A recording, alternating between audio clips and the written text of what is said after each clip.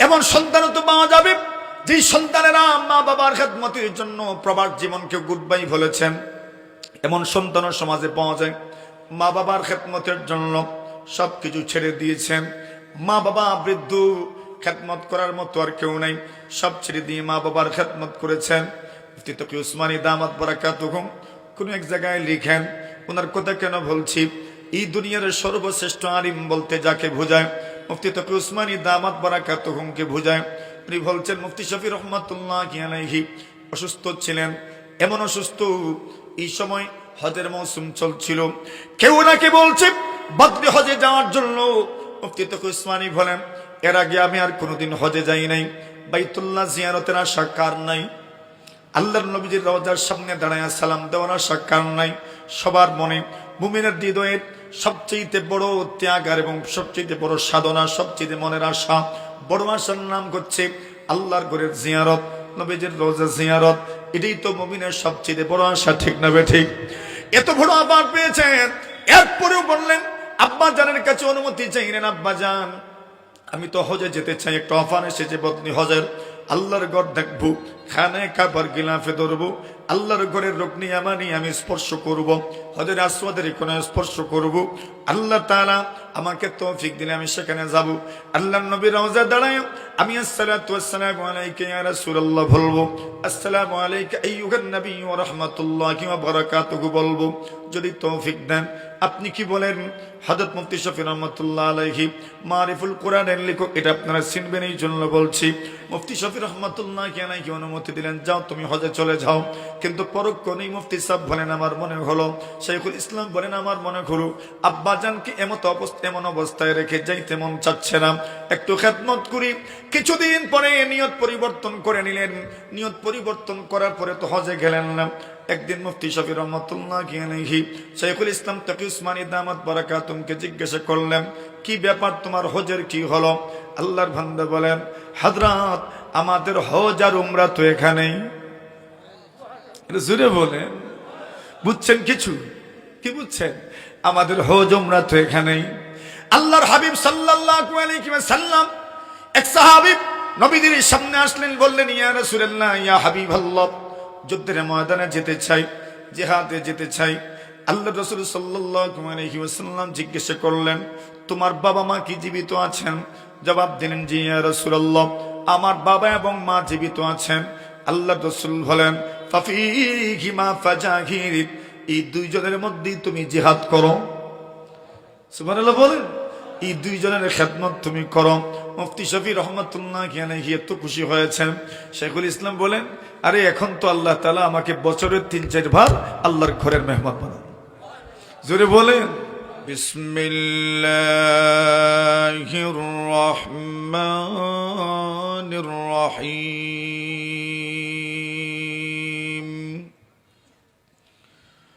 واعبدوا الله ولا تشركوا به شيئا وبالوالدين إحسانا. وقال رسول الله صلى الله عليه وسلم حين سأله عبد الله بن مسعود رضي الله تعالى عنه أي العمل أفضل يا رسول الله؟ قال الصلاة لوقتها. قال قلت ثم أي؟ قال بر الوالدين. قال قلت ثم أي؟ قال الجهاد في سبيل الله، أو كما قال عليه الصلاة والسلام. آمنت بالله صدق الله مولانا العظيم وصدق رسوله النبي الكريم ونحن على ذلك لمن الشاهدين والشاكرين والحمد لله رب العالمين. صلى الله على سيدنا ومولانا محمد وعلى آله وأصحابه وسلم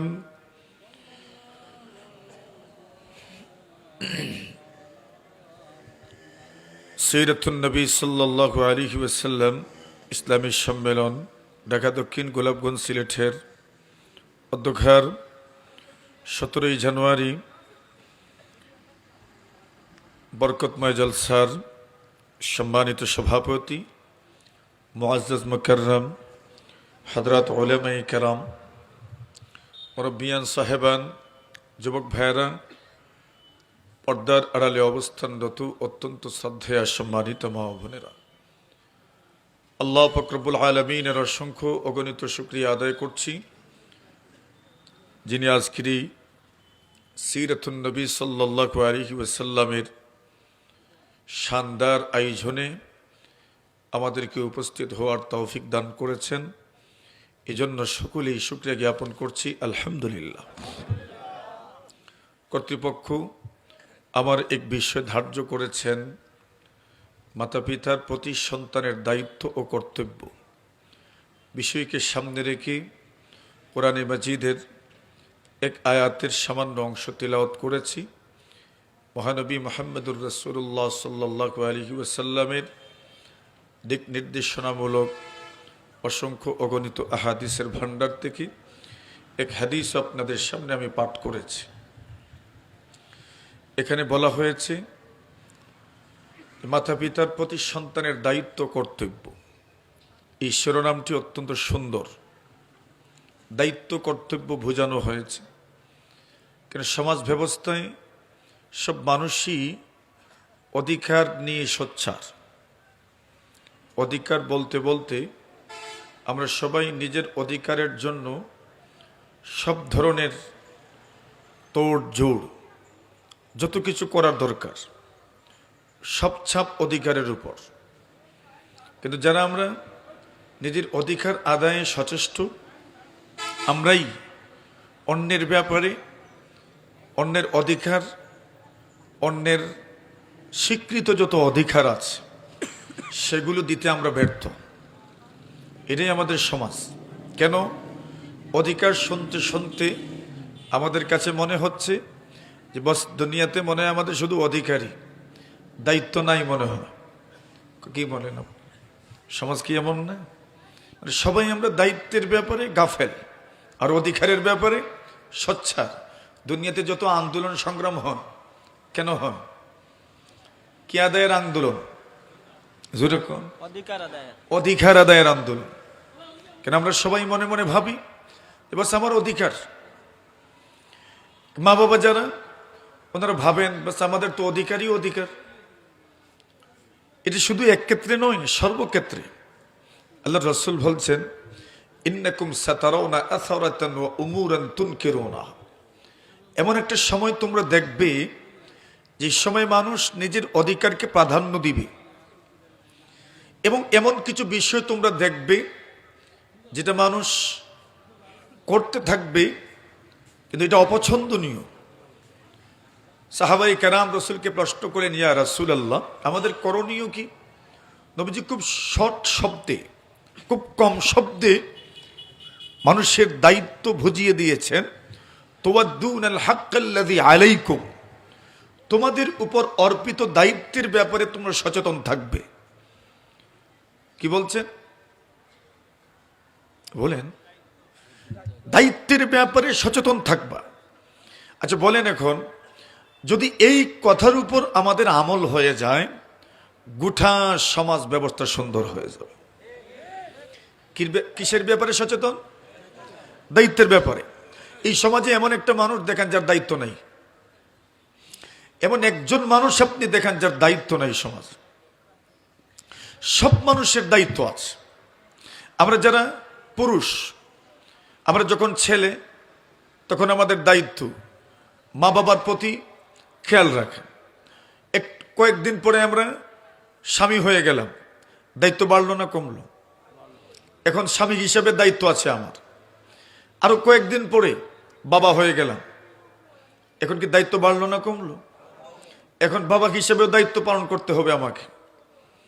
ঠিক এইভাবে একজন নারী, সে মেয়ে ছিল, মাতা পিতার প্রতি তার দায়িত্ব আছে, যখন সে বড় হলো, বিয়ে দেওয়া হলো, এখন কোন পর্যায়ে? স্বামী, মেয়ে বুঝি স্বামী হয়। এখন কি? এখন স্ত্রী হইল। স্ত্রী হিসাবে দায়িত্ব আছে না নাই? আছে। আরো কয়েকদিন পরে কি হলো? মা হলো। মা হিসাবে দায়িত্ব আছে না নাই? আছে। এখন বলেন, যদি মানুষ, রসুল বলছেন তুয়াদ্দুনাল হাক্কাল্লাযী আলাইকুম, তোমাদের উপর অর্পিত দায়িত্ব তোমরা যথাযথভাবে পালন করবে, বাকি রয়ে গেল আমার অধিকার। রসুল বলছেন ওয়াতাসআলুনাল্লাহাল্লাযী লাকুম, তোমরা যদি তোমাদের অধিকার থেকে বঞ্চিত হও তবে সেটা তোমাদেরকে কোনো ধরনের পেরেশানি করতে হবে না, আল্লাহর কাছে চেয়ে নাও। আল্লাহ তোমার অধিকার তোমার ধারণার চাইতে, প্রত্যাশার চাইতে বেশি তোমার দোরগোড়ায় পৌঁছায় দেবে। আল্লাহর ওয়াদা, আল্লাহর কমিটমেন্ট। আল্লাহ তাআলা তোমার অধিকারকে তোমার দোরগোড়ায় পৌঁছায় দেবে। এই পৃথিবীর কত মানুষ তার স্বীকৃত অধিকার থেকে বঞ্চিত হয়েছিল, আল্লাহ তাআলা সময়ের পরিক্রমায় এর চাইতে বেশি তাকে দান করেছেন। এটাই তোমরা পেয়েছি। এখন বলেন, এই সমাজ ব্যবস্থায় রসুল যে বলছেন তোমরা দেখবে মানুষ নিজেরটাকে প্রাধান্য দিবে, এই কথার বাস্তবতা আছে না নাই? এই সমাজে যার কাছে আপনি জিজ্ঞাসা করবেন দেখবেন সে অখুশি মানুষ। আপনি বাবাদেরকে জিজ্ঞাসা করেন কেমন আছেন, সন্তান কেমন ব্যবহার করে, একবারে কোনো চিন্তা ভাবনা ছাড়াই উত্তর পাবেন খুব ভালো না। সন্তানদেরকে জিজ্ঞাসা করেন মা বাবা কেমন আচরণ করেন, জবাবে কি? খুব ভালো না।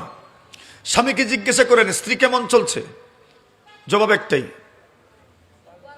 ভালো না। স্ত্রীকে জিজ্ঞাসা করেন স্বামী কেমন, একটাই জবাব, সুখে নাই। মালিক পক্ষকে জিজ্ঞাসা করেন শ্রমিকরা কেমন সার্ভিস দিচ্ছে, জবাব একদম নাই, ভালো না।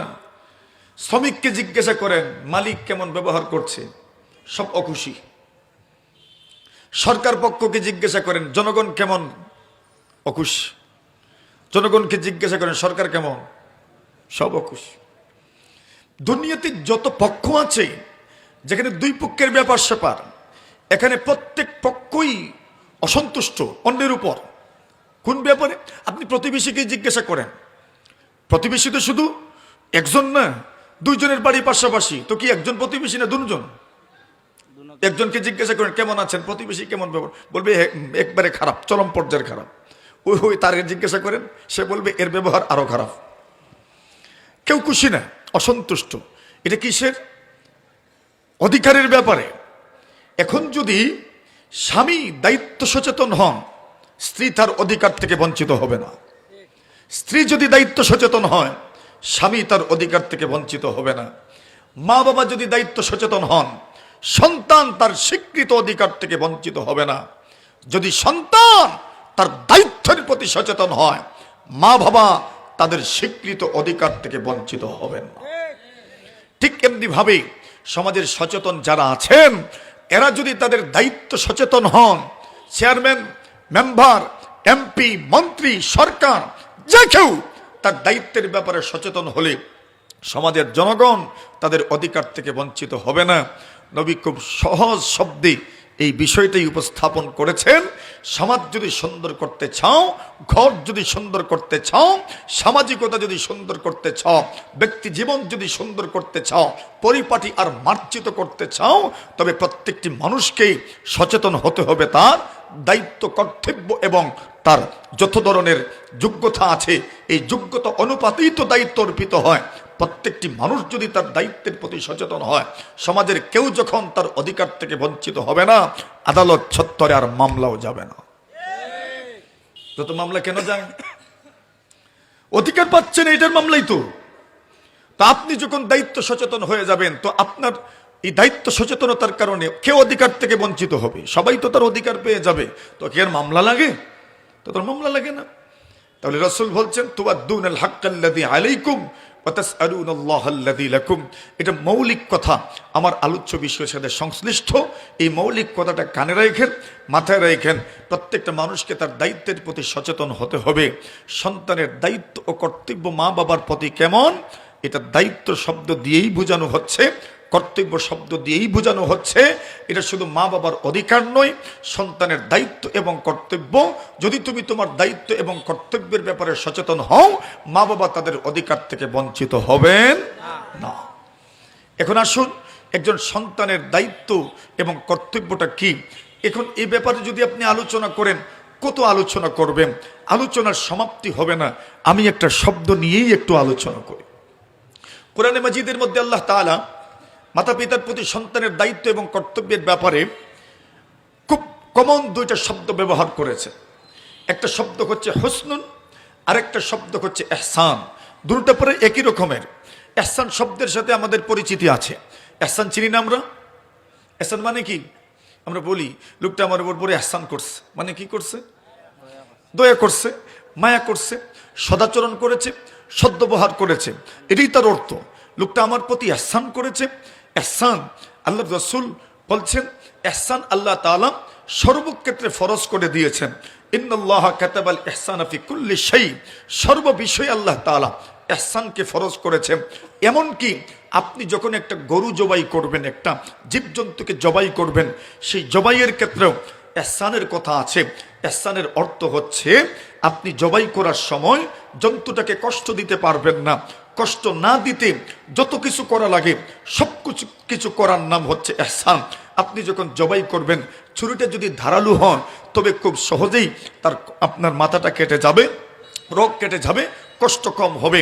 আর যদি ছুরি ভূতা হয় তো কষ্ট। আমাদের দেশে মানুষ মাঝে মাঝে কয় ভূতা দাদি জবাই করতো, রাগ করে কয়নি, কি কয়? ভূতা দা তোমার গলায় লাগাইবো, মানে কি বুঝিতে চাই? তোমার গলা তো কাটবো, তাও আরামে না, কষ্ট দিয়ে কাটবো, মানে বুঝাইতে চাই কষ্ট, মানে ভূতাদা আর ভূতা ছুরি মানে কষ্ট হবে। তো বলছেন আপনি ছুরি ধারালু ছুরি দিয়ে জবাই করবেন, এবং যেইভাবে কাটলে পরে তার কষ্ট কম হয় এইভাবে কাটবেন। এই ক্ষেত্রেও ইহসান আছে। আল্লাহ তাআলা কোরআনে মাজিদের মধ্যে বারবার জায়গায় জায়গায় বলছেন, ওয়াকাযা রাব্বুকা আল্লা তা'বুদু ইল্লা ইয়্যাহু ওয়া বিল ওয়ালিদাইনি ইহসানা। আল্লাহ বলছেন মা বাবার সঙ্গে সদাচরণ করো, সুন্দর আচরণ করো, ইহসান করো। ইহসান কি বলছেন? ইহসান। আল্লাহ অন্য জায়গায় বলছেন ওয়াসাইনাল ইনসানা বিওয়ালিদাইহি হুসনা। আল্লাহ বলছেন মা বাবার প্রতি আল্লাহ তাআলা ইহসানের আদেশ করেছেন। ইহসান কি? উলামায়ে কেরাম বলেন আল ইহসানু কালিমাতুন জামিয়া তাশতামিলু আলা আ'লা দারাজাতিল আমালিস সালিহ। ইহসান কাকে বলে? যত নেক আমল আছে সবগুলো নেক আমল সুন্দর তরিকায়, সুন্দর পন্থায়, সুন্দরভাবে আঞ্জাম দেওয়ার নাম হচ্ছে ইহসান। সুন্দরভাবে আমল করা, এর নাম হচ্ছে ইহসান। আল্লাহ বলছেন ওয়াবিল ওয়ালিদাইনি ইহসানা, মা বাবার সঙ্গে ইহসান করো, মা বাবার সঙ্গে সদাচরণ করো, মা বাবার সঙ্গে সদ্ব্যবহার করো। এবার মা বাবার সঙ্গে কিভাবে সদ্ব্যবহার করবেন, এই ছোট্ট শব্দের মাধ্যমে আল্লাহ তাআলা সবকিছু বুঝাইয়া দিচ্ছেন। মা বাবার জন্য যখন আপনি ব্যয় করবেন, সুন্দরভাবে ব্যয় করবেন। মা বাবার সঙ্গে যখন কথা বলবেন, সুন্দরভাবে কথা বলবেন। মা বাবার সঙ্গে যখন আপনি কোনো বিষয় ডিসকাস করবেন, সুন্দর ভাষায় করবেন। অনেক সময় আপনার মতের সাথে আপনার মা বাবার মতের অমিল হয়ে যেতে পারে, ওই বিষয়টা আপনি কিভাবে ম্যানেজ করবেন? আল্লাহ বলছেন ওয়াবিল ওয়ালিদাইনি ইহসানা, মা বাবার সঙ্গে সুন্দর আচরণ করো, সদ্ব্যবহার করো, সুন্দর ব্যবহার করো। কথা কাটাকাটির সময় তার প্রতি তোমার শ্রদ্ধা যেন থাকে। অবশ্যই অনেক সময় তোমার বাবার সঙ্গে তোমার মিল নাও হতে পারে, মতের অমিল হয়ে যেতে পারে, ধমক দিতে পারবেন না, অশুভন কথা বলতে পারবেন না, অশ্লীল কথা বলতে পারবেন না, এমন কথা বলবেন না যে কথার মাধ্যমে মার মনে কষ্ট হবে, বাবার মনে কষ্ট হবে, এমন কোনো কথা বলবেন না। আল্লাহ বলছেন ওয়াবিল ওয়ালিদাইনি ইহসানা, যখন তুমি মা বাবার জন্য ব্যয় করবে, স্বেচ্ছায় ব্যয় করবে, স্বতঃস্ফূর্তভাবে তুমি ব্যয় করবে। ব্যয় করার মধ্যে উত্তম তরিকাকে সুন্দরভাবে ব্যয় করবেন। সুন্দরভাবে ব্যয় কাকে বলেন? আপনি মা বাবাকে যখন দিবেন স্বতঃস্ফূর্তভাবে দিবেন, বাধ্য হয়ে দিবেন না, সমাজের চাপে দিবেন না, আদালতের চাপে দিবেন না, এমনিতেই দিবেন, মন থেকে দিবেন, স্বতঃস্ফূর্তভাবে দিবেন। অন্য মানুষকে যেমনভাবে আপনি স্বতঃস্ফূর্তভাবে দেন, মা বাবাকেও এমনভাবে স্বতঃস্ফূর্তভাবে দেন। দেওয়ার ক্ষেত্রেও ইহসান। আল্লাহ বলছেন ওয়াবিল ওয়ালিদাইনি ইহসানা, মা বাবার সঙ্গে তুমি সদাচরণ করো, সুন্দর আচরণ করো। অর্থাৎ মা বাবার সঙ্গে তোমার উঠা বসে, কথা বলা, এদেরকে দেওয়া, এদের সঙ্গে তোমার যত ধরনের আচরণ হতে পারে সর্বক্ষেত্রেই তুমি ইহসান করবা, সদাচরণ করবা, সুন্দর আচরণ করবা, সদ্ব্যবহার করবা। কোনোভাবেই তাদের সঙ্গে তুমি কোনোভাবেই কষ্ট দেওয়ার মতো কোনো কাজ করতে পারবা না। আল্লাহ জানায় দিচ্ছেন, যদি তোমার মা এবং বাবা দুজন তোমার জীবদ্দশায় বার্ধক্যে উপনীত হয়ে যান, বৃদ্ধ হয়ে যান, বুড়া হয়ে যান, মানুষ যখন বুড়া হয়ে যায় ওই সময় ধৈর্য শক্তিও কমে যায়। মানুষ যখন বুড়া হয়ে যায় আকল বুদ্ধি বিবেক এটাও মোটামুটি কমে যায়। মানুষ যখন বৃদ্ধ হয়ে যায় ওই সময় মানুষের চাহিদার মধ্যেও পরিবর্তন চলে আসে, রুচির মধ্যেও পরিবর্তন চলে আসে। বৃদ্ধ হয়ে গেলে চাহিদার মধ্যে পরিবর্তন আসে, রুচির মধ্যেও পরিবর্তন চলে আসে। আপনি যখন দেখবেন মা বাবার চাহিদা আপনি পূরণ করতে পারছেন না, মা বাবাও দেখবেন আপনি তার চাহিদা পূরণ করতে পারছেন না। কেন? বৃদ্ধ হয়ে গেছেন। বৃদ্ধ হয়ে যাওয়ার পরে জোয়ান থাকতে যেই মনের চাহিদা ছিল, রুচি ছিল, ওই রুচির মধ্যে পরিবর্তন চলে আসতে পারে, মেজাজের মধ্যে পরিবর্তন চলে আসে, মেজাজটাও তো কিছুটা খিটখিটে মেজাজ হয়ে যায়, ঠিক না বে ঠিক? এখন আল্লাহ বলছেন, যদি তোমার জীবদ্দশায় মা এবং বাবা দুজন অথবা একজন বার্ধক্যে উপনীত হয়ে যান, বুড়ো হয়ে যান, তখন তোমার আচরণটা তাদের সাথে কেমন হবে? আল্লাহ রাব্বুল আলামিন বলেন, ইম্মা ইয়াবলুগান্না ইনদাকাল কিবারা আহাদুহুমা আও কিলাহুমা ফালা তাকুল লাহুমা উফিন ওয়ালা তানহারহুমা ওয়াকুল লাহুমা কাওলান কারীমা। আল্লাহ রাব্বুল আলামিন বলেন, মা এবং বাবা দুজন অথবা একজন যদি তোমার জীবদ্দশায় বার্ধক্যে উপনীত হয়ে যান, বার্ধক্যে পৌঁছে যান, ফালা তাকুল লাহুমা উফিন ওয়ালা তানহারহুমা, তখন তুমি দেখবা তাদের চাহিদা পূরণ করতে পারছো না। কেন? চাহিদা তো বেড়ে গেছে, চাহিদা অনেক পরিমাণ বেড়ে গেছে। এইবার যখন দেখবেন আপনি চাহিদা পূরণ করতে পারছেন না, মা বাবা শক্ত কথাও বলতে পারেন আপনাকে, মা বাবা তির্যক মন্তব্য করতে পারেন আপনাকে নিয়ে, মা বাবা আপনাকে নিয়ে কটু কথাও বলতে পারেন। আল্লাহ বলছেন, বিনিময়ে ফালা তাকুল লাহুমা উফ, তুমি এমন কোনো কথা বলবা না যে কথার মাধ্যমে তোমার বিরক্তি ভাব প্রকাশ পায়। এমন কথা বলতে পারবেন না যে কথার মাধ্যমে তোমার বিরক্তি ভাব প্রকাশ পায়। আল্লাহ জানায়া দিচ্ছেন, কেন জানুনি? ওই সময় তো এমনিতেই তাদের মধ্যে পরিবর্তন হয়ে গেছে।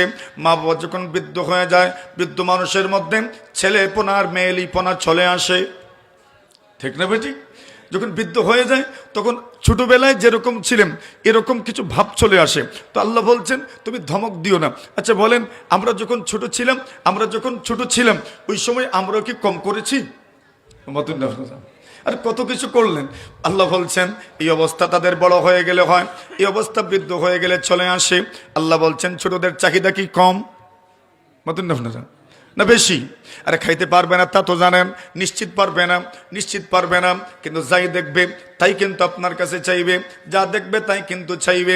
যদিও সে জানে সব পারবে না, আমিও জানি সে পারবে না, কিন্তু আপনি তো এরপরেও সন্তানকে সব কিছুই দিয়ে দেই, কিনে দেই, জানি সে খাইতে পারবে না, এরপরেও কিন্তু চায়, আমরাও কিনে দেই।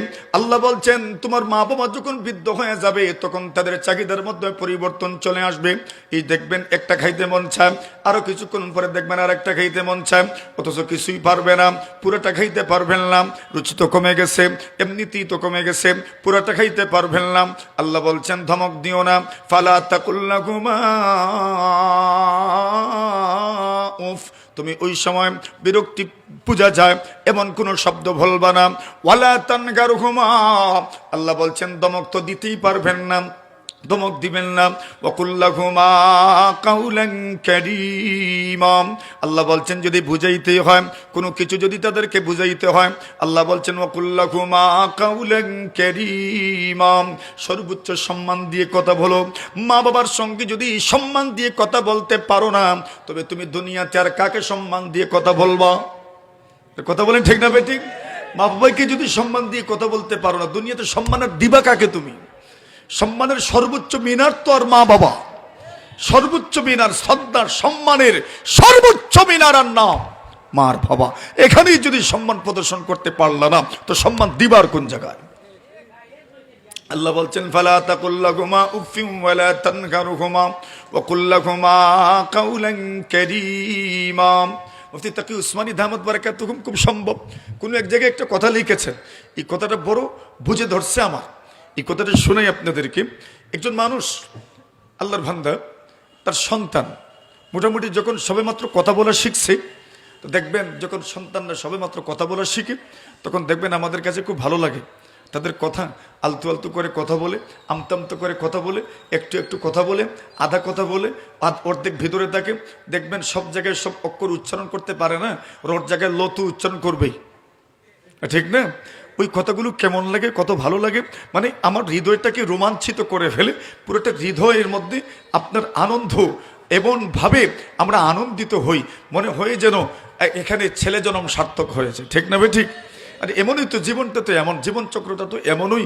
যখন কেউ সন্তানের বাবা হয়, এই অনুভূতি কাউকে ভাষায় প্রকাশ করার মতো না, সহজ কথায়। তখন মনে হয় ছেলে জন্ম কি হয়েছে, সার্থক হয়েছে, বাবা হতে পেরেছি। যখন কোনো মেয়ে মা হয়, তখন কি মনে হয়, মেয়ে জন্ম কি হয়েছে, সার্থক হয়েছে যে আমি মা হতে পেরেছি। ওই সময় যখন একটু একটু করে কথা বলে, তখন মনের মধ্যে কি একটা আনন্দের ঝড় উঠে যাচ্ছে, আমার সন্তান কথা বলছে। তখন যা বলে তাই ভালো লাগে, যতবার বলে ততই ভালো লাগে। যদি একবার বলে বন্ধ করে দেয়, আমরা নিজের ইচ্ছাতেই তাকে বারবার বলানোর চেষ্টা করি, ঠিক না? এভাবেই তো।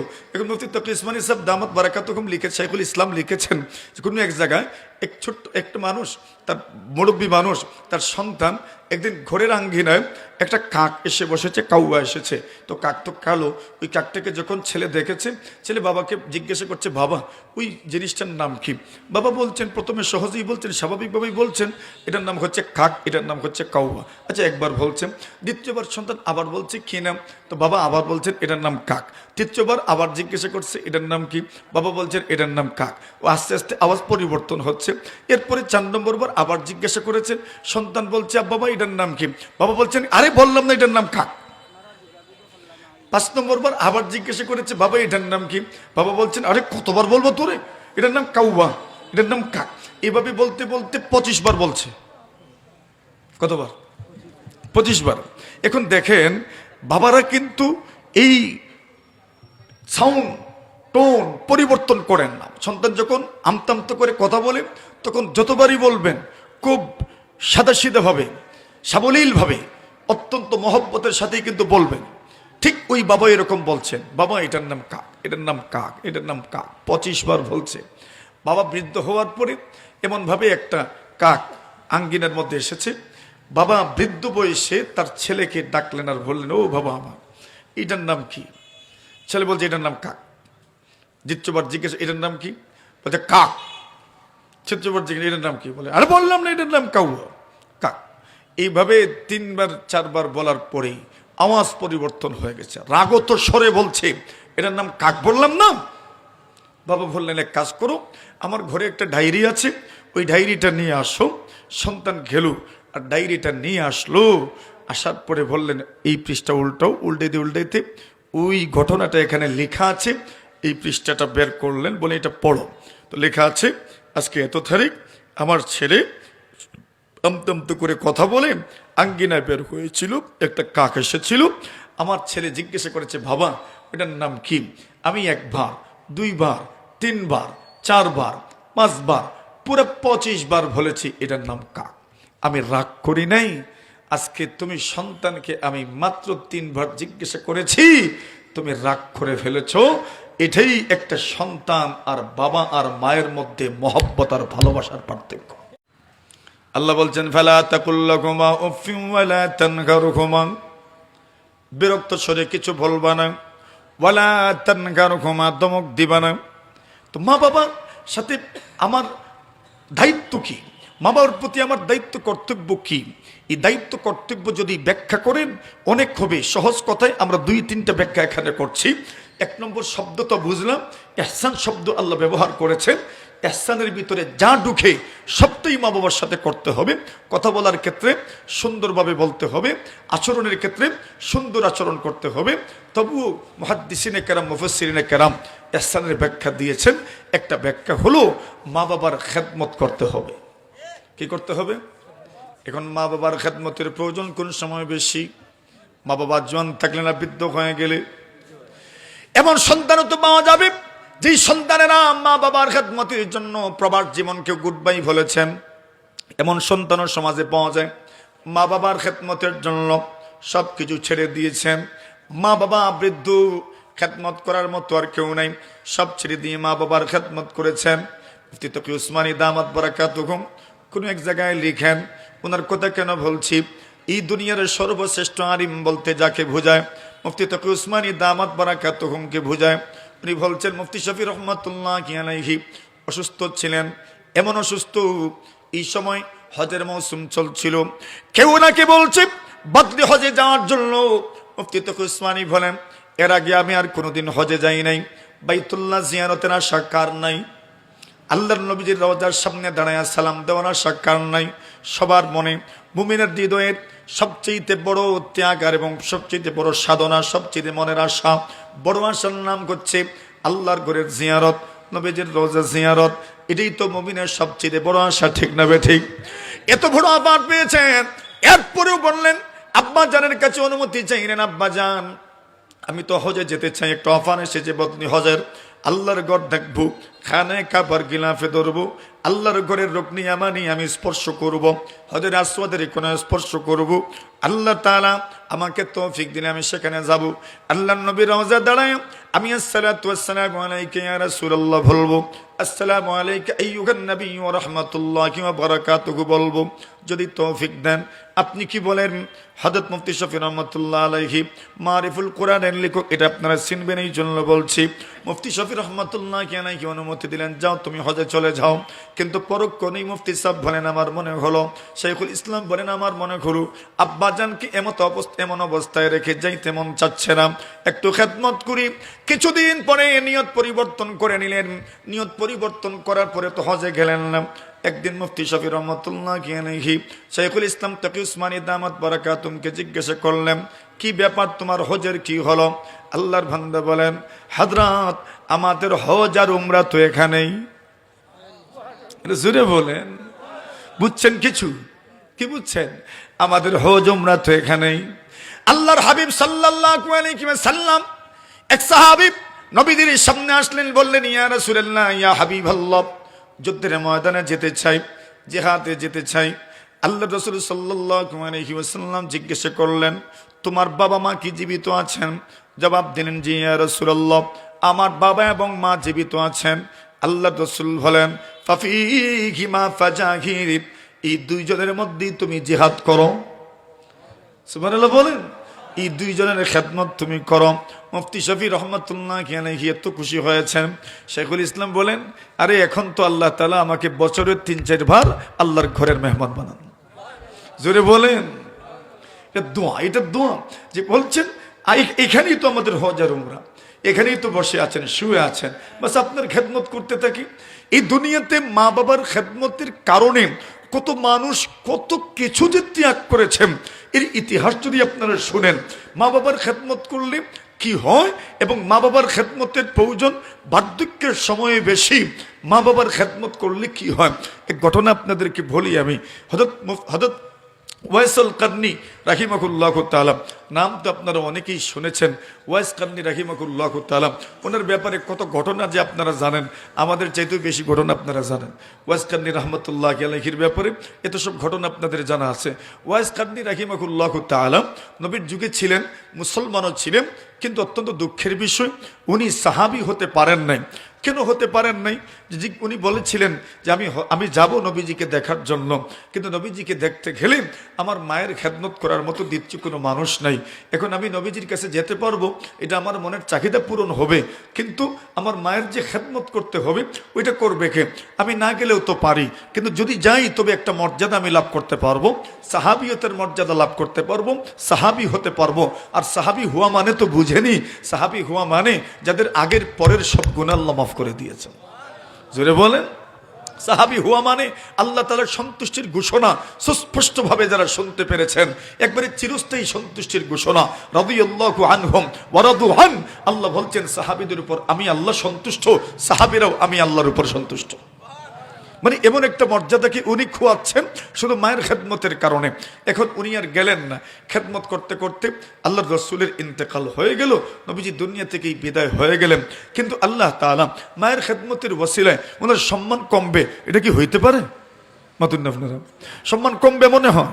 কমবে না। তো সাহাবিয়তের মর্যাদা তো উনি হারাইলেন, তো এটার রিকভারি কেমনে হবে, এটার পার্শ্বত্ব কেমনে হবে? ওমর রাদিয়াল্লাহু তাআলা বলেন, আল্লাহ রাসূল তার ইন্তেকালের আগে আমাকে বললেন, ওমর তোমার জমানায় কোনো একজন মানুষ মদিনায় আসতে পারে, ইয়ামান থেকে আসবে, যার নাম হবে ওয়াইস। যদি ওই লোকের সাথে তোমার সাক্ষাৎ হয় তবে ওই লোককে আমার সালাম জানাইবা এবং তুমি সহ গোটা মুসলিম জাহানের জন্য তার মাধ্যমে দোয়া করাইবা। জোরে বলে। এখন বলেন তো, ওমর রাদিয়াল্লাহু তাআলা অপেক্ষায় আছেন, রাসূল যেহেতু বলেছেন আসবেন তো নিশ্চিত, ঠিকই আসলেন। উমরকে জানানো হলো যে ওয়াইস নামী একজন ব্যক্তি এসেছেন। উমর সাক্ষাৎ করলেন, বলেন হাত ধুলো আর দোয়া করো আমার জন্য, গোটা মুসলিম জাহানের জন্য। ওয়াইস বলেন আমি কেন দোয়া করব? আমি আসলাম নবীর সাহাবীদের দোয়া নেওয়ার জন্য। আল্লাহর নবীজিকে আপনারা দেখেছেন, আল্লাহর নবীজির নুরানি চেহারা আপনাদের দেখার সৌভাগ্য হয়েছে। আল্লাহর নবীজির সঙ্গে যুদ্ধের ময়দানে গিয়েছেন, আল্লাহর পয়গম্বরের সেবা যত্ন করতে পেরেছেন। আল্লাহর হাবিবের উজুর পানি হাতে মেখেছেন, মুখে মেখেছেন, মাথায় মেখেছেন। আল্লাহর নবীজির উজুর পানি নিজেরা পান করেছেন, জমান তো বড় পান। আল্লাহর নবীজি কত স্মৃতি আপনারা বুকে লালন করেন। এমন একজন মানুষের সামনে আমি দাঁড়াইলাম, ওই মানুষটা তো আমার জন্য দোয়া করবে। আল্লাহর নবী বিশ্ব নবীজির সঙ্গে কত ধরনের ঘটনার সাক্ষী আপনারা আছেন। আল্লাহ রাসূলের সাহাবী ওমর রাদিয়াল্লাহু তাআলা বলেন, একদিন উহুদ পর্বতের উপরে আমরা দাঁড়িয়েছিলাম, নবীজিও ছিলেন, আবু বকর ছিলেন, আমিও ছিলাম। এমন সময় উহুদ পর্বতের মধ্যে কম্পন শুরু হয়ে গেল। আল্লাহর নবীর সাহাবী হযরত ওমর বলেন, নবীজি ওই সময় উহুদ পর্বতকে ডাক দিয়ে বললেন, উহুদ পর্বত তুমি থেমে যাও, স্থির হয়ে যাও। ওমর বলেন, আল্লাহ রাসূল বলেছেন, এর উহুদ পর্বত তুমি থেমে যাও, তুমি স্থির হয়ে যাও। তোমার উপর নবী দাঁড়িয়ে আছেন, তোমার উপর সিদ্দিক দাঁড়িয়ে আছেন, তোমার উপর ফারুক দাঁড়িয়ে আছেন, শহীদ দাঁড়িয়ে আছেন। তুমি নড়বা, তুমি কম্পিত হবা, তা হতে পারে না। আল্লাহর নবীর সাহাবী বলেন, নবীজি বলতে দেরি, উহুদ পর্বতের কম্পন বন্ধ হতে দেরি হয় নাই। এমন কত কত ঘটনার সাক্ষী আপনারা আছেন, দোয়া তো আপনি করবেন। আল্লাহর হাবিবের সাহাবী হযরত ওমর বলেন, আরে ওয়াইস তুমি দোয়া করো। ওয়াইস বলছেন আমি কেন দোয়া করব? নবীর সাহাবী ওমর বলেন, এটা উপরের অর্ডার। সুবহানাল্লাহ। কোন জায়গার অর্ডার? উপরের অর্ডার। আল্লাহর নবীজি বলে গেছেন। ওয়াইস আর আশ্চর্য হয়ে গেলেন, নবীজি কেন বলে যাবেন? আল্লাহর নবীর সাহাবী ওমর বলেন, তারপরে বলবো, আগে যা করার জন্য বলা হয়েছে তা করে নাও। আল্লাহর নবীর সাহাবী ওমরের পরামর্শ মতো, অনুরোধ মতো উনি দোয়া করলেন। ওমরের জন্য, গোটা মুসলিম জাহানের জন্য দোয়া করলেন। এবার ওমর বললেন, কেন বলেছি দোয়ার জন্য? কেননা তুমি যখন মায়ের খেদমতের ওসিলায় আল্লাহর নবীজির সাহাবিয়তের মর্যাদা লাভ করতে পারো নাই, মায়ের খেদমত করেছো, আল্লাহর কাছে ওই আমলটা এত পছন্দনীয় হয়েছে। মহান আল্লাহ যদিও সাহাবিয়তের মর্যাদা দেন নাই, কিন্তু সাহাবীদের জীবদ্দশায় তাদের জন্য হাত তুলে আল্লাহর দরবারে দোয়া করার মতো যোগ্যতা আল্লাহ দান করেছেন। কোন মানুষ যদি মা বাবার খেদমত করতে পারেন তবে কি হবে? বুখারী শরীফের riwayat, নবীজি সাল্লাল্লাহু আলাইহি ওয়াসাল্লাম বলেন, ঘটনা আপনাদের জানা আছে, শুধু ইঙ্গিত করব আমি। নবীজি সাল্লাল্লাহু আলাইহি ওয়াসাল্লাম বলেন, বাইনামা সালাসাতু নফর, তিনজন ব্যক্তি রাস্তা দিয়ে যাচ্ছিলেন। এমন সময় বৃষ্টি চলে আসলো। বৃষ্টি আসার কারণে বৃষ্টি থেকে বাঁচতে গিয়ে তিনজন গুহার ভিতরে আশ্রয় নিলেন। মনে তো আছে ঘটনা, গুহার ভিতরে তিনজন আশ্রয় নিয়েছেন। কেন মানুষ জানে ওই সময় গুহার ভিতরে আশ্রয় না নিলে বৃষ্টি থেকে বাঁচা যাবে না। গুহার ভিতরে আশ্রয় নেওয়া মাত্রই হঠাৎ করে দেখে যায়, ফানহাত্তাত আলাইহিম সাখরাতুম মিনাল জাবাল ফানতাবাকাত আলাইহিম ফামুগারিহিম। আল্লাহর নবী বলেন, হঠাৎ করে পাহাড়ের চূড়া থেকে একটা বড় পাথর এসে গর্তের মুখটাকে বন্ধ করে দিল। গর্তের মুখটা যখন বন্ধ হয়েছে, ভিতরে আলো ঢুকে না, বাতাসও ঢুকে না, অক্সিজেন নাই, আলো নাই, বাতাস নাই। এমন একটা গুহার ভিতরে আপনি কেমনি বা থাকবেন? সাপ বিচ্ছুর তো ভয় আছে, এমন গুহা তো নয় যে পরিষ্কার করে রাখা। ওই গুহার ভিতরে তো সাপ বিচ্ছু থাকতে পারে, গাছপাত থাকতে পারে। আল্লাহর নবীর সাহাবায়ে কেরাম আব্দুল্লাহ ইবনে ওমর বর্ণনা করেন, নবীজি সাল্লাল্লাহু আলাইহি ওয়াসাল্লাম বলেন, এই তিনজনের মধ্যে হাঁপিয়ে তো শুরু হয়ে গেল, এমন কঠিন পরিস্থিতিতে পড়লাম, গর্তের মুখটা বন্ধ হয়ে গেল।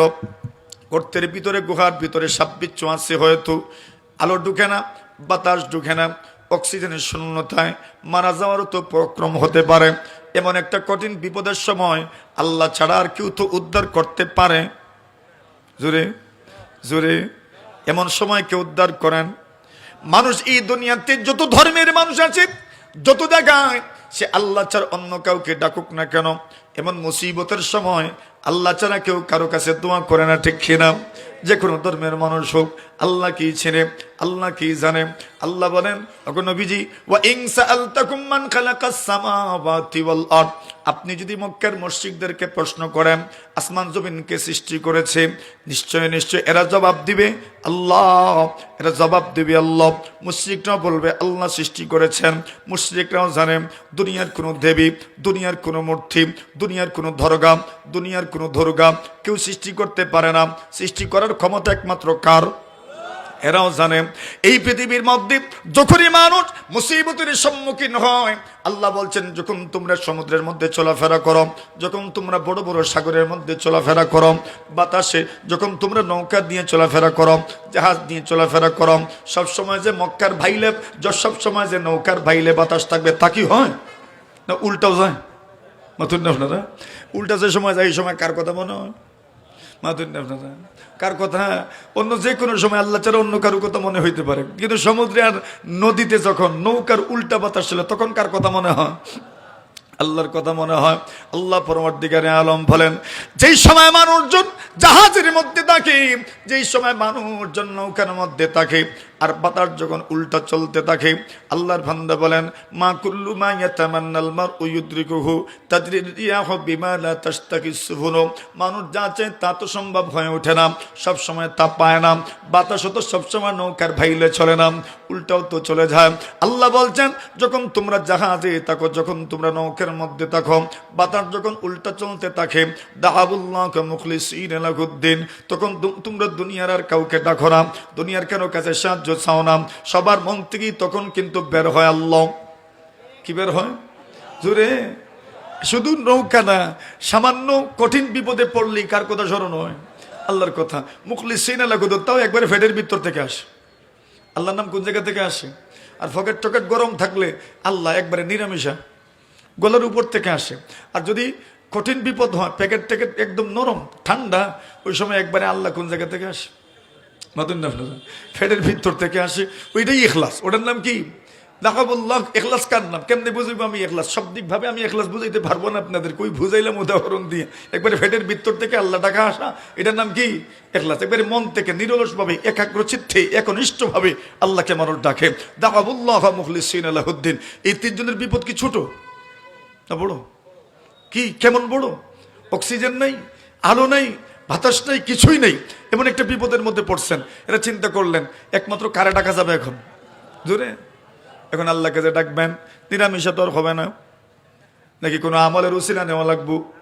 আমলের উসিলা নিবেন, আমলের উসিলা নিবেন, মানুষ কিসের উসিলা নিবেন? দোয়ার সময় সবচেয়ে বড় উসিলা হচ্ছে আমলের ওসিলা। কোনটার সবচেয়ে বড় উসিলা? জোরে জোরে। জীবনে এমন কিছু আমল থাকার দরকার, যেই আমলের কোনো বিনিময় আপনি নেন নাই, ওই আমলটাকে উসিলা করে দোয়া করলে আল্লাহ দোয়া কবুল করবেন। কিছু আমল আছে? আছে আছে নাই যেমন না, কিছু রাইখেন, এগুলো জমা। কিছু আমল এমন থাকার দরকার, যেই আমলটাকে উসিলা করে দোয়া করলে আল্লাহ দোয়া কবুল করবেন। আমার কথা বুঝছেন নি আপনারা? আমলের ওসিলা আল্লাহ কবুল করেন। আপনার জীবনে এমন কিছু আমল থাকা দরকার, যেই আমল একমাত্র কার জন্য করছেন? আল্লাহর জন্য। ওই আমলকে উসিলা করে আপনি যত দোয়া করবেন সব দোয়া কবুল হবে। সুবহানাল্লাহ কালকে কইবেন না আরো জোরে। এটাও একটা আমল। তো যদি কেউ ইখলাসের সাথে কিছু আমল করে যেটার কোনো বিনিময় নেই, এই আমলকে উসিলা করে দোয়া করলেই দোয়া কি হয়? কবুল হয়। এটা একটা হাতিয়ার, কিন্তু মনে থাকবে তো কিছু আমল আছে, সবার জীবনে আছে। জীবনে কত মানুষের উপকার করেন নাই নিঃস্বার্থভাবে, এটা একটা আমল। তো বলছেন এই তিনজন বললেন, এরে দেখো না কোনো আমল আছে কিনা। উনজুরু আমালান আমিলতুম কুননা সালিহাতান লিল্লাহ। তিনজন একজন আরেকজনকে বললেন, উনজুরু আমালান আমিলতুম সালিহাতান লিল্লাহ। একজন আরেকজনকে বললেন, এমন কোন আমল আছে কিনা দেখো যে আমলটা একমাত্র আল্লাহকে সন্তুষ্ট করার জন্য করেছেন। এমন কোন এক আমল থাকলে সেই আমলকে উসিলা নিয়ে দোয়া করু। এখন তিনজন আছেন, কয়জন? তিনজন তিনটা আমলকে উসিলা করলেন। একজন উসিলা করলেন আল্লাহ, আল্লাহুম্মা ইন্নাহু কানা লি আজীরান। রব্বুল আলামিন, আমার একজন মজদুর ছিল, শ্রমিক ছিল। কয়েকশের চাউলের বিনিময়ে, কয়েকশোর গমের বিনিময়ে, একটা পরিমাণ মনে করেন 1 মণ গমের বিনিময়ে, 1 মণ ধানের বিনিময়ে আমার ঘরে এসে চাকরি করেছে। চাকরির মেয়াদ যখন শেষ হয়ে গেল, কাজ করেছি পুরা সার্ভিস দিয়েছি 16 আনা। আমার কোনো আপত্তি নেই তার উপর, কিন্তু ওই লোকটা যাওয়ার সময় পারিশ্রমিক নিয়ে গেল না। এখন পারিশ্রমিক নিল না, আমরা হলে তো করলাম না, ঠিক আছে। আপনারা খুশি হইবেন, শুনেন, খুশি যে হইবেন শুনেন। একটা কথা মধ্যখানে বলি। আল্লাহ রসুল বলেন, ইয়াকুলুল্লাহু সুবহানাহু ওয়া তাআলা, আল্লাহ নিজে বলছেন, সালাসাতুন আনা খাসাবুহুম ইয়াউমাল কিয়ামাহ। আল্লাহ নবী বলেন, 3 ধরনের মানুষের পক্ষে কিয়ামতের দিন আমি আল্লাহ লড়াই করব। কয়জন? কয়জনের পক্ষে? কে লড়াই করবেন? রায়ও দিবেন কে? লড়াইও করবেন কে? রায় কোন দিকে যাইব? আল্লাহ যার পক্ষে লড়াই করবেন, রায় তো তার পক্ষে। এর মধ্যে প্রথম বলছেন, যে ব্যক্তি কোনো মজদুর রাখলো, কোন একজন শ্রমিককে দিয়ে কাজ করাইলো, পুরা 16 আনা সার্ভিস দিল, কিন্তু তার পারিশ্রমিক দিল না।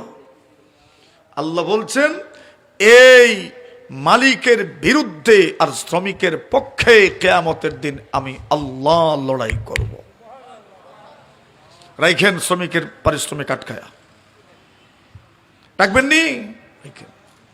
আল্লাহ দাঁড়াবেন তোমার বিরুদ্ধে, মনে থাকবে তো ইনশাআল্লাহ। কোন শ্রমিকের প্রাপ্য টাকা আটকায় রাখেন না, পারলে বাড়ায় দিয়েন, কমাইবেন কেন?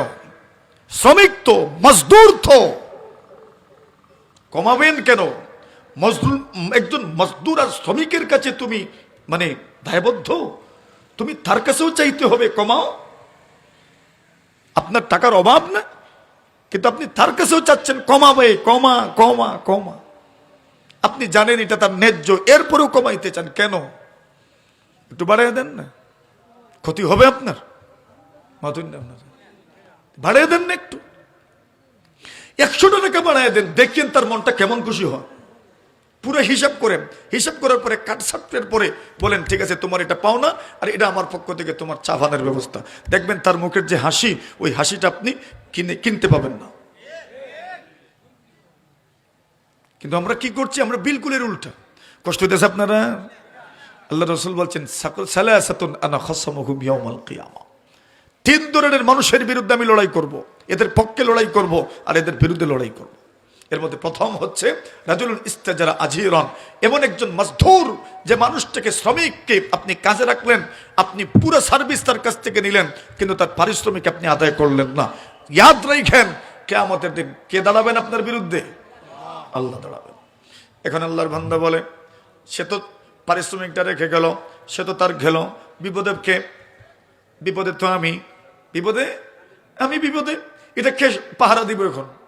আল্লাহর বান্দা বলেন, এই মালিক তো ভালো মালিক ছিলেন, চিন্তা করলেন শ্রমিকের পারিশ্রমিক বড় কম, যদি আসে না, কোন দিন আসবে জানেন তো না। 1 বছর পরে, 2 বছর পরে, 3 বছর পরে, 5 বছর পরে। এখনকার 100 টাকার দাম 10 বছর পরে সমান থাকবে না কমবে? কমে যাবে, কমে যাবে, কমে যাবে, কমে যাবে, কমে যাবে। আরে বাড়বে কেমনে? কমবে না, কেমনে বাড়বো? 100 টাকা এখন, 100 টাকায় যা পাওয়া যাবে, আগামী 10 বছর পরে 100 টাকায় তা পাওয়া যাবে? তো দাম কমলো না বাড়লো? দাম কমলো, 100 দাম কমছে, মানে এটার ভ্যালু কমছে, এই কারেন্সি এই মুদ্রার ভ্যালু কমে গেছে। এটা তো ইকোনমি, এটাই ফিন্যান্স, এটার ভ্যালু কমলো এখন। এখন বলেন ওই সময়ের 4 আনায় চকলেট মিলতো, খাইছেন নি আপনারা, হলুদ কালারের, এখন মিলে ওখানে এটার দাম 1 টাকা, এটা নাই তো, থাকলে 1 টাকা হইতো, মানে 4 আনা এখন নাই। এখন দেখেন ওই সময় কেউ 4 আনা দিয়ে যদি আজ থেকে 20 বছর আগে 4 আনা পারিশ্রমিক দিয়ে কেউ কাজ করলো, এটা এই সময় কাজে লাগবে? কোনো কাজে লাগবে? কোনো কাজে লাগবে না। এখন আল্লাহর বান্দা চিন্তা করলো, এই লোকটা এতটুকু পারিশ্রমিক নিয়ে কাজ করলো, তাও রেখে গেল আমার কাছে, এটাকে কি করা যায়? আল্লাহর বান্দা এই টাকাটাকে বসায় রাখে নাই, বরং এই টাকাটাকে আমরা দেশে বলেন না লড়াচড়া করা, কেটা কর, মানে কেটা করছে, একটু ব্যবসা বাণিজ্য করছে আর কি। ব্যবসা বাণিজ্য করছে যে প্রথমে মুরগ কিনছে, কি কিনছে, এইভাবেই তো মানুষ বাড়ে, মানুষ বড় হয় কেমন, এইভাবেই তো বড় হয়, ছোট ব্যবসায়ী থেকে বড় ব্যবসায়ী হয়। এখন মুরগ কিনছে, মুরগ বিক্রি করছে, এটা ছাও দিছে, বাচ্চা দিছে, এটা বিক্রি করছে। ছাগল কিনছে, ছাগল কেনার পরে গরু কিনছে, গরু কেনার পরে উট কিনছে। মাশাআল্লাহ, ব্যবসা করতে করতে করতে করতে করতে করতে আল্লাহ এত বরকত দিয়েছেন, এত বরকত দিয়েছেন, এত বরকত দিয়েছেন। 6-7 বছর পরে, মানে কত বছর পরে এসেছে এটার কোনো উল্লেখ নাই, অনেক বছর পরে ওই লোকটা, ওই মজদুর, ওই শ্রমিক মালিকের কাছে এসেছে। আসার পরে বলছে, ইয়া আব্দুল্লাহ, আরে আল্লাহর গোলাম, ইত্তাকিল্লাহ, আল্লাহকে ভয় করো, তুমি আল্লাহকে ভয় করো, আর আমার পারিশ্রমিকটা তুমি ফেরত দাও। আল্লাহর বান্দা বলে, আচ্ছা তুমি পারিশ্রমিক নিতে এসেছো, ওই সময় যে রেখে গেছো, বিপদে ফেলে গেছো আমারে, বলে আল্লাহকে ভয় করো আর পারিশ্রমিকটা দিয়ে দাও। লোকটা বলে, তোমার পারিশ্রমিক কি জানো? ওই তুমি হাওরে যাও, মাঠে যাও, মরুভূমিতে যাও, সেখানে 1 পাল ছাগল আছে, 1 পাল গরু আছে, 1 পাল উট আছে, উটের পাল, ছাগলের পাল, গরুর পাল, রাখাল সহ তুমি, রাখাল সহ মালিক তুমি। সুবহানাল্লাহ বলে। আল্লাহর বান্দা বলে, তাস্তাহজিউবি, ডং করছো আমার সাথে, ঠাট্টা করছো, মজাক করছো, বিদ্রুপ করছো আমাকে নিয়ে, আমার মাত্র কয়েক সের ধান বা গম, আর তুমি বলছো 1 পাল উট, 1 পাল ছাগল, 1 পাল গরুর মালিক আমি। তা কিভাবে? আল্লাহর বান্দা বলে, তুমি তো জানো না আমি কিন্তু এটা দিয়ে ব্যবসা করেছি যাতে তোমার টাকাটা নষ্ট না হয়, পারিশ্রমিকটা যেন নষ্ট না হয়। আমি ব্যবসা করতে করতে এই পর্যন্ত ব্যবসা করেছি, ওইটা হলো তোমার। আল্লাহর বান্দা বলে, আল্লাহ ওই আমলটা যে আমি করলাম কোনো নামের জন্য নয়, দামের জন্য নয়, সুনামের জন্য নয়, আমি দুনিয়ার কাউকে খুশি করার জন্য করিনি, একমাত্র আপনাকে খুশি করার জন্য করেছি। যদি আমার ওই আমলটা আপনার দরবারে গৃহীত হয়, কবুল হয়, গ্রান্ড হয়, অ্যাকসেপ্ট হয়, আল্লাহ সেই আমলকে উসিলা করে দোয়া করছি, আজকের এই কঠিন বিপদ থেকে আমাদেরকে উদ্ধার করেন। দোয়া করতে দেরি গর্তের গুহার মুখ থেকে পাথরটা 3 ভাগের 1 ভাগ সরে গেছে। বুঝছেন এখন ওই আমলটা কি নিঃস্বার্থ ভাবে করেছে। আরেকজন দোয়া করেছে, আল্লাহুম্মা ইন্নাহু কানাত লি বিনতু আম্মিন উহিব্বুহা কাশাদ্দি মা ইউহিব্বুর রিজালুন নিসা। রব্বুল আলামিন আল্লাহ, আবার একজন চাচাতো বোন ছিল, আমি যার পরনাই তাকে মহব্বত করতাম, আমি তার সঙ্গে মনোকামনা পূরণ করার জন্য সর্বাত্মকভাবে চেষ্টা করেছি। আমি একদিন তার কাছে গেলাম, কিছু টাকার বিনিময়ে তার সঙ্গে জিনা ব্যভিচারের মধ্যে আমি লিপ্ত হব, এই জন্য আমি তার সঙ্গে জিনা ব্যভিচার করতে চাইলাম। যেই মুহূর্তে আমি জিনা করতে যাব, ওই সময় আমার চাচাতো বোন শরীরের মধ্যে তরতর করে কম্পন শুরু হয়ে গেল। আল্লাহর বান্দি ডাক দিয়ে বলে, ইয়া আব্দুল্লাহ, আল্লাহর গোলাম, আমার চাচাতো ভাই, ইত্তাকিল্লাহ, আল্লাহকে ভয় করো, আল্লাহকে ভয় করো, আল্লাহকে ভয় করো, আল্লাহকে ভয় করো। মোহর না দিয়ে তুমি আমার সঙ্গে জিনা করো না। আল্লাহু আকবার। ওই কথাটা আল্লাহর বান্দার কর্ণকুহরে এমন ভাবে জঙ্কার তুলেছে, হৃদয়ের রাজ্যে এমন বাদে ভূমিকম্প শুরু হয়েছে, মনের মধ্যে পরিবর্তন চলে আসলো, হৃদয়ের মধ্যে পরিবর্তন চলে আসলো, ঈমান জাগ্রত হয়ে গেল। সাথে সাথেই বলে, যাও যাও যাও, আমি তোমার সঙ্গে জিনা করব না, ব্যভিচারের মধ্যে লিপ্ত হব না। আল্লাহর বান্দা বলে, আল্লাহ ওই দিন চাইলেই কিন্তু আমি ব্যভিচারের মধ্যে লিপ্ত হয়ে যেতে পারতাম, তার হক নষ্ট করতে পারতাম, কিন্তু করি নাই। কেন? আপনাকে ভয় করে করেছি, আপনাকে সন্তুষ্ট করার জন্য এমনটা করেছি। যদি কবুল হয়, আজকের এই কঠিন দিনে আপনার কাছে দোয়া করলাম, আপনার কাছে হাত তুললাম, আমাদেরকে মুসিবত থেকে আপনি উদ্ধার করেন। আল্লাহর বান্দা দোয়া করেছে, গুহার মুখ থেকে পাথরটা 3 ভাগের 2 ভাগ সরে গেছে। ওইসে কয়জন ঠিক ছিল, কয়জন আর ওইসে কয়জন? আল্লাহর বান্দা দোয়া করছে, আল্লাহুম্মা ইন্নাহু কানা লি আবাওয়ানি শাইখানি কাবীরান। আল্লাহর বান্দা দোয়া করে, আল্লাহ আমার বাবা মা দুজন বৃদ্ধ ছিলেন। সুবহানাল্লাহ। বাবা এবং মা ছিলেন, দুজন বৃদ্ধ ছিলেন। এমন বৃদ্ধ বাবা মা আছেন, এমন আছেন এখানে? হ্যাঁ, আছেন। বৃদ্ধ মা বাবা আছেন মাশাআল্লাহ, হাত তোলেন দেখি দেখি দেখি। যাদের মা বাবা আছেন হাত তোলেন দেখি। যাদের মা বাবা আছেন আছেন আছেন, যাদের মা বাবা আছেন হাত তোলেন। আমার মতো অনেকেরই তো নাই। সুবহানাল্লাহ। আল্লাহর বান্দা বলছেন আল্লাহুম্মা ইন্নাহু কানা লি আবওয়ানি শাইখানি কাবীরা। আমার মা বাবা দুজন বৃদ্ধ ছিলেন। ওয়ালি সিবিয়াতুন সিগার, আমার ছোট্ট ছোট ছেলে মেয়েরাও ছিল। অকুন্তু আরা আলাইহিম, আমি তাদেরকে দুধ পান করানোর জন্য উট রাখতাম, ছাগল রাখতাম, গরু পালতাম। উট গরু ছাগল নিয়ে আমি মাঠে যেতাম, এগুলোকে আমি পান করাইতাম। আমি উটগুলোকে খাওয়াইতাম, গরুকে খাওয়াইতাম, ছাগলগুলোকে পেট ভরে খাওয়াইতাম, বাড়িতে নিয়ে আসতাম, দুধ কিরাইতাম। সবার আগে মা বাবাকে দুধ পান করাইতাম। একদিন আমি আসতে দেরি হয়ে গেল। দেরি হয়ে যাওয়ার পরে আমি আমার মা বাবা দুজনকে আসার পরে দেখলাম দুজন ঘুমিয়ে গেছেন। আল্লাহর বান্দা বলেন, আমি দুধের গ্লাস হাতে নিয়ে দুজনের সামনে দাঁড়ায় রইলাম ফজর পর্যন্ত। সুবহানাল্লাহ। আমার সন্তানগুলো কান্না করছে। ছোট্ট ছোট সন্তানগুলো আমার পায়ের নিচে কান্না করছে, পেটের ক্ষুধায়, পেটের ক্ষুধার যন্ত্রণায় কান্না করছে।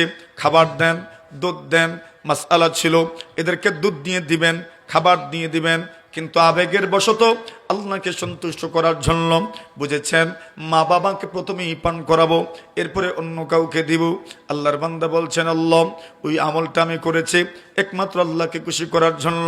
আল্লাহুম্মা ইন্নাকা তা'লামু আন্নী ফাআলতু যালিকা ইবতিগা মারদাতিক।